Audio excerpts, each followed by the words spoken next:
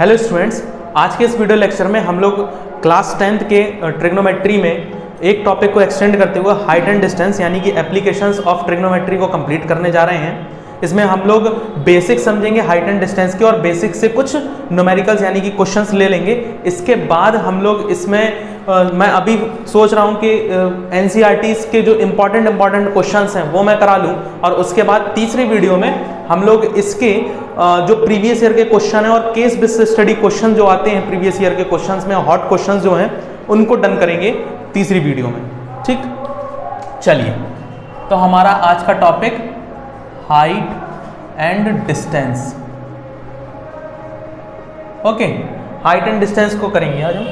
देखिएगा, height and distance में हम लोग जितने भी इसमें बनाने वाले होंगे ट्रायंगल, तो वो एक प्रकार का ट्रायंगल मिलेगा हमें मोस्टली कि राइट एंगल ट्रायंगल होगा वो। ओके, इस तरह का है मिलेगा।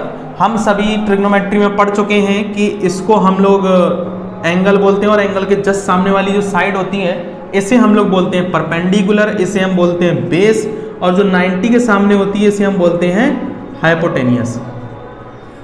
ओके, इसके बाद हाइट एंड डिस्टेंस में दो चीज़ें और समझनी होंगी कि दो प्रकार के एंगल्स बनते हैं। ये बेस के जब ऊपर एंगल बनता है तो उसे थीटा एंगल कहते हैं, और ये जो थीटा एंगल होता है इसे एंगल ऑफ एलिवेशन बोलते हैं।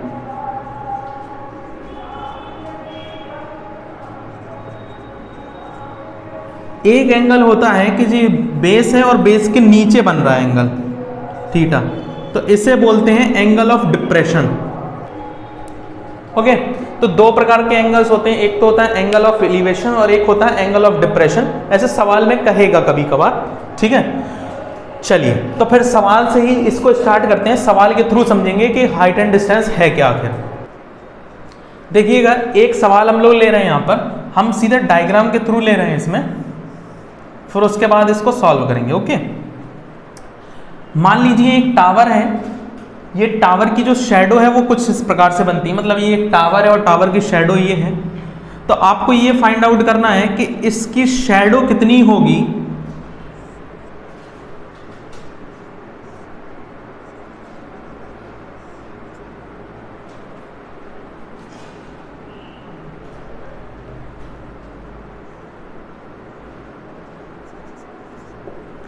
तो देखिएगा जरा इस सवाल देखते हैं। इस सवाल में क्या कह रहा है मैं आपको बताता हूं कि कह रहा है कि एक टावर है, ये एक टावर है, इस टावर की जो हाइट है वो 20 मीटर है और इसकी जो शैडो है वो इस प्रकार से बनती है।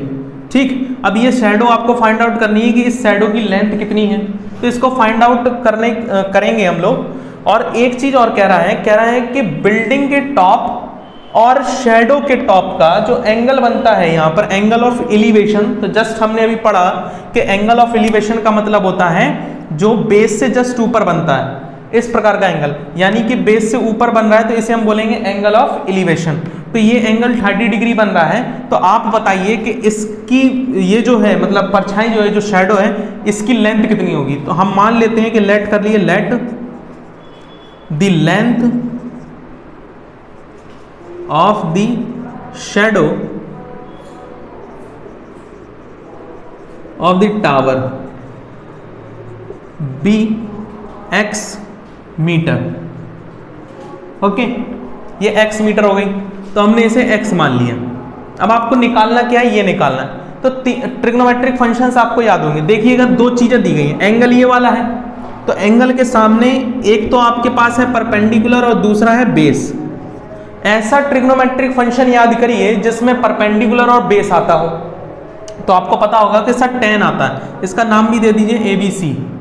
तो मैंने लिखा इन अ ट्रायंगल ABC, हम जानते हैं ट्रायंगल में कि tan थीटा जो है वो होता है परपेंडिकुलर यानी कि BC upon AB, base perpendicular upon base. तो tan थीटा कितना है, तो tan थीटा यानी कि 30 डिग्री बराबर BC कितना है हमारे पास 20, और AB कितना है हमारे पास x है कि नहीं है। ये tan 30 डिग्री कितना होता है 1/2 बराबर 20, अब सॉरी ये होता है 1/√3 बराबर ये x हो जाएगा। क्रॉस प्रोडक्ट कराएंगे तो आपको x बराबर मिल जाएगा 20√3 मीटर। इसका मतलब इसकी जो लेंथ है शैडो की वो कितनी है 20√3 मीटर है। ओके, समझ गए? तो मतलब जो हाइट एंड डिस्टेंस में सवाल जो सबसे बेसिक होता है वो इस तरह का सवाल होता है। ठीक, अब इसके बाद हम एक्सटेंड करेंगे और आगे की ओर। सवाल नंबर दूसरा देखते हैं। कह रहा है राहुल एक पतंग को उड़ा रहा है। आपको पता करना है कि जमीन से पतंग कितनी ऊंचाई पर उड़ रही है।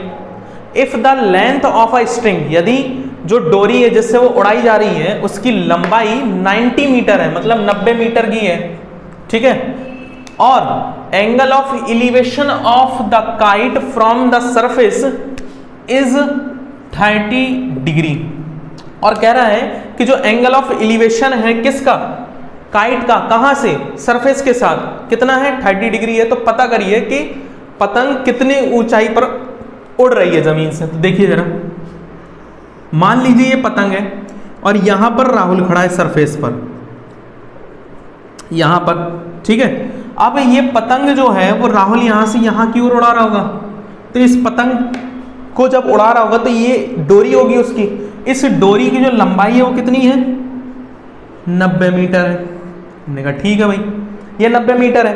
उसके बाद ये कह रहा है कि पतंग का एंगल ऑफ एलिवेशन सरफेस के साथ 30 डिग्री बन रहा है। तो एंगल ऑफ एलिवेशन मतलब बेस से ऊपर, तो बेस ये उसके ऊपर यानी कि ये बनेगा, और सरफेस पर बनेगा क्योंकि सरफेस के साथ बन रहा है, तो 30 डिग्री हो गया। तो कह रहा है कि पतंग की हाइट बताओ। तो हाइट तो ये हो गई ना, हमने मान लिया कि h मीटर की हाइट है पतंग जहां पर उड़ रही है। इसका नामकरण कर देंगे ABC, ठीक, ये हो जाएगा। अब देखो जरा, इन अ ट्रायंगल, सबसे पहले तो हम मानेंगे, हमने मान लिया लेट, क्योंकि जो हमसे पूछा गया वही हम मान लेते हैं। तो let the height of the kite from the earth surface be h metre. Okay, h metre मान ली मैंने। ओके, तो मैं लिखता हूं in triangle ABC। Triangle ABC में ले लीजिए, चूंकि 90 डिग्री का एंगल बन रहा है यहाँ पर, ठीक है, ये 90 डिग्री का एंगल। तो हम क्या करेंगे, यहाँ पर सीधे सीधे ट्रिग्नोमेट्रिक रेशियो लगा देंगे। अब देखिए ट्रिग्नोमेट्रिक रेशियो कौन कौन से हैं हमारे पास, एक तो परपेंडिकुलर, एक तो हाइपोटेनियस। परपेंडिकुलर हाइपोटेनियस किस में आते हैं, साइन में आते हैं। तो मैं लिख दूंगा यहाँ पर साइन थीटा बराबर परपेंडिकुलर यानी कि BC अपॉन हाइपोटेनियस यानी कि AC। साइन थीटा यानी कि साइन 30, थीटा की जगह 30 डिग्री, BC की जगह h मीटर और इसकी जगह 90 डिग्री। ओके, इसकी वैल्यू कितनी होती है, इसकी होती है 1/2 is equal to h upon 90, और ये हो जाएगा आपके पास h बराबर 90/2, और ये हो जाएगा h बराबर 45 metre. That is the answer.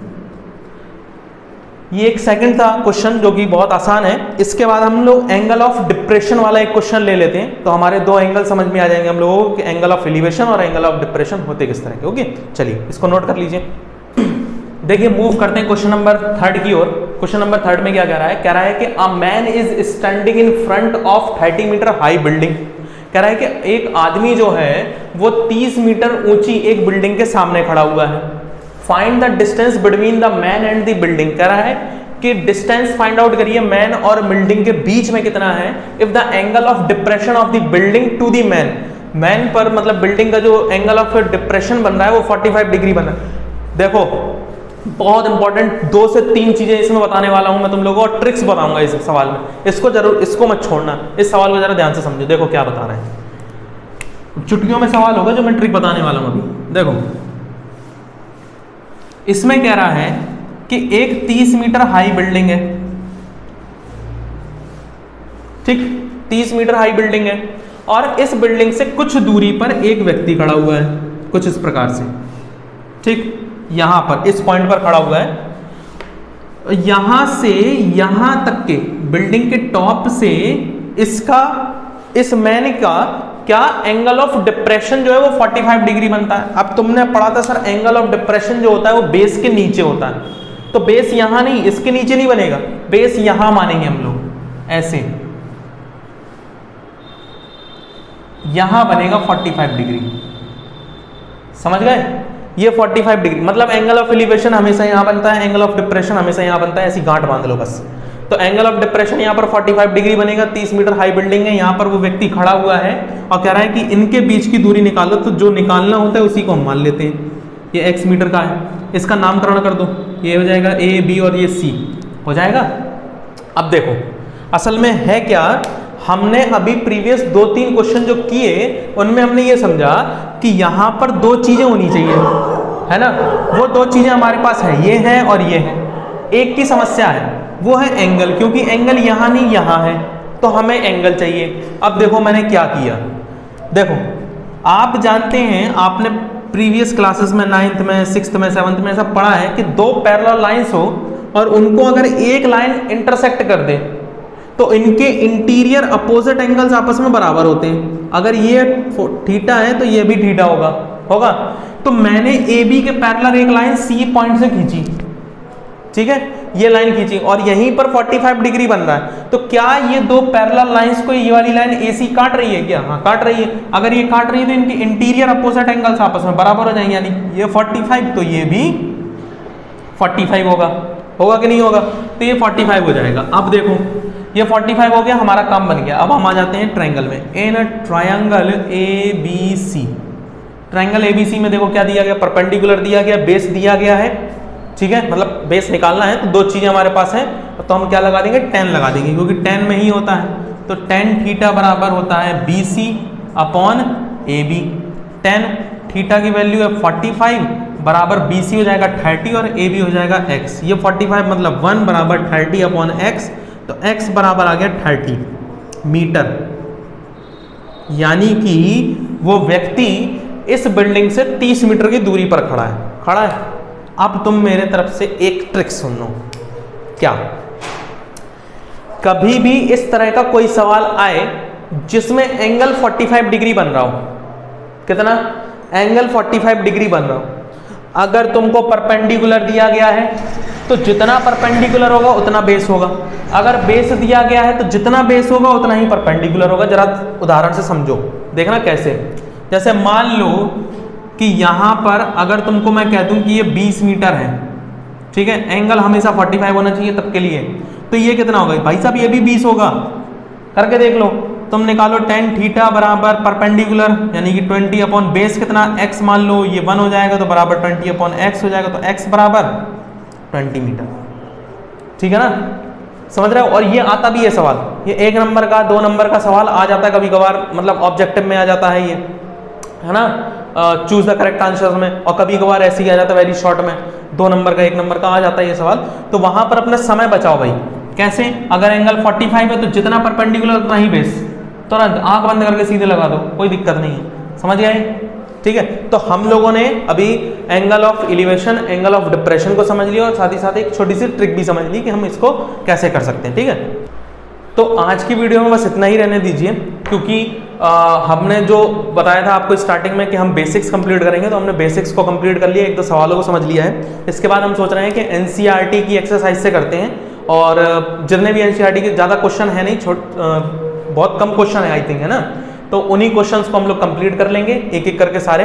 हो सकता है वो वीडियो पार्ट 1 और पार्ट 2 के फॉर्म में आ जाए, उसमें कोई वो नहीं है इशू, और उससे कंप्लीट करेंगे और उसके बाद हम लोग रिवीजन सीरीज ले लेंगे इसकी, ओके।